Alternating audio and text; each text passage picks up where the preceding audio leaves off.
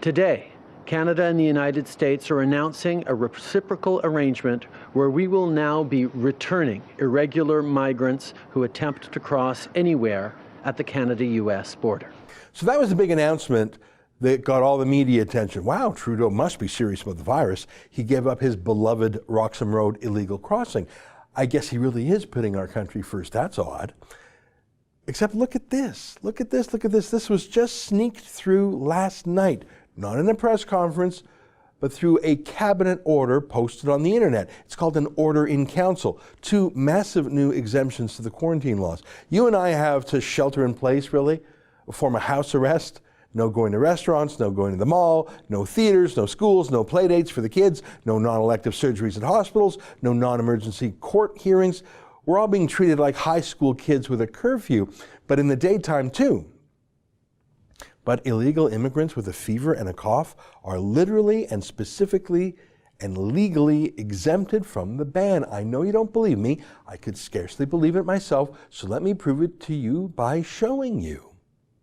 This is straight from the federal government's website for orders in council. In the United States, these would be called executive orders from the White House. Here they're called orders in council. They're just that, orders. Not laws passed after a debate by Parliament, but an immediate fiat. It's how Trudeau wants to run the country for everything. Just order it to be so, and it's so. No debate, no consulting with the public, no votes, no input of any sort from the opposition. Just write it, and it's the way. He proposed to give himself this power for everything until the end of 2021, but even his media bailout journalists were shocked by that. So here's Order in Council number 185, issued yesterday. Let me read it to you, or at least some of it to you. Let me start with the part that keeps out people with the virus. Let me read it. Whereas the Governor in Council is of the opinion that, based on the declaration of a pandemic by the World Health Organization, there is an outbreak of a communicable disease, namely coronavirus disease 2019, in the majority of foreign countries. The introduction or spread of the disease would pose an imminent and severe risk to public health in Canada. The entry of persons into Canada who have recently been in a foreign country may introduce or contribute to the spread of the disease in Canada, and no reasonable alternatives to prevent the introduction or spread of the disease are available.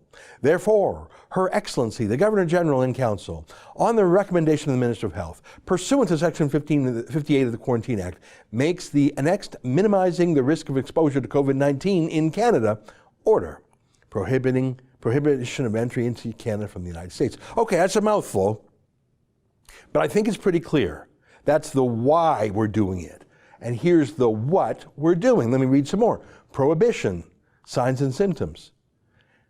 Section 2.1, a foreign national is prohibited from entering Canada from the United States if they exhibit the following signs and symptoms: a fever and cough, or a fever and breathing difficulties. Okay, great, pretty simple, right? So Section 2, subsection 1 says, you can't come into Canada from the United States if you have those symptoms. I think that makes sense. But then look at this. Look at the exemptions from that ban. Non-application, certain persons. Subsection 1, which I just read to you, does not apply to persons referred to in subsection 5.2 who seek to enter Canada from the United States for the purpose of making a claim for refugee protection. Huh? Didn't they just announce with great fanfare that they were shutting down Roxham Road? That in fact they didn't have the ability to treat and quarantine all the virus cases in the world who would just simply show up at Roxham Road and ask for free health care and jump to the front of the queue and be shipped by special ambulance probably to hospitals in Montreal or Toronto. I mean, isn't it obvious?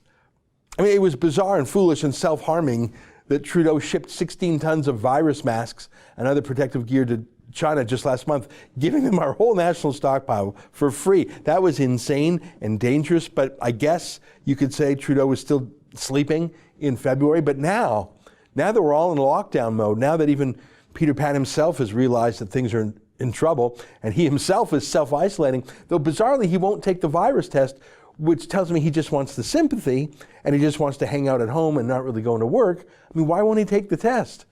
Why did his wife Sophie take the test but not him? Boris Johnson of the UK took the test. Donald Trump took the test. Trudeau's faking it. But imagine him now saying Foreigners can't come into Canada with the fever and the cough unless they specifically say they're claiming refugee status. And in that case, come on in, guys, and go to the front of our healthcare line, guys. But you and me, Canadian citizens, we stay in our homes. We don't go to the hospital until we're at the edge of death because they won't let us in otherwise. And by the way, lose your jobs while you're at it.